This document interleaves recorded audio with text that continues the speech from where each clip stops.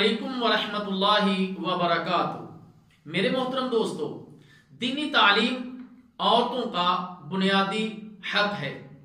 سیدنا ابو سعید خدری رضی اللہ تعالی عنہ سے روایت ہے کہ عورتوں نے رسول اللہ صلی اللہ علیہ وسلم سے عرض کی، یا رسول اللہ صلی اللہ علیہ وسلم، آپ سے استفادہ اور علم سیکھنے میں مرد ہم سے آگے بڑھ گئے، اس لیے آپ اپنی طرف سے ہمارے علم سیکھنے کے لیے بھی کوئی دن خاص کر دیجئے۔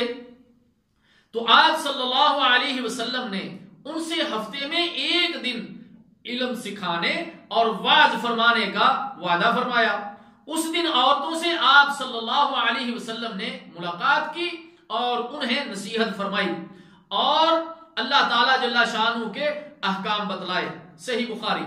میرے محترم دوستو، یہ حدیث مبارکہ اس طرف اشارہ کرتی ہے کہ ہمیں بھی اپنی عورتوں کو، اگر وہ ماں کے درجے میں ہیں، بیوی کے درجے میں ہیں یا بہن اور بیٹی کے درجے میں ہیں، ہمیں ان عورتوں کو دینی علوم سے روشناس کروانا چاہیے۔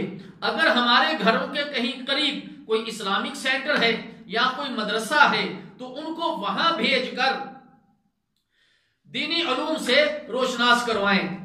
اور اگر ہمارے علاقہ میں کوئی ایسا انتظام نہیں ہے تو پھر اپنے گھر میں کوئی ایسا لٹریچر، کوئی ایسی دینی علوم کی کتابیں ان کو مہیا کریں جن کو پڑھ کر وہ دینی علوم سے روشناس ہو سکیں۔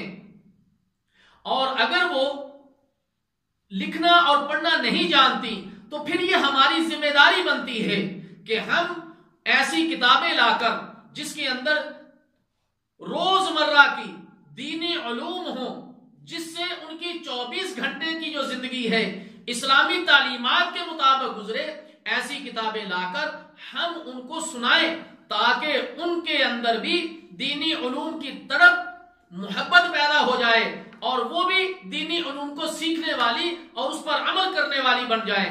اللہ تعالیٰ جل شانہ سے دعا ہے کہ اللہ تعالیٰ ہمیں اس حدیث مبارکہ پر عمل کرتے ہوئے اپنی عورتوں کو دینی علوم سے روشناس کروائیں۔ والسلام علیکم ورحمۃ اللہ وبرکاتہ۔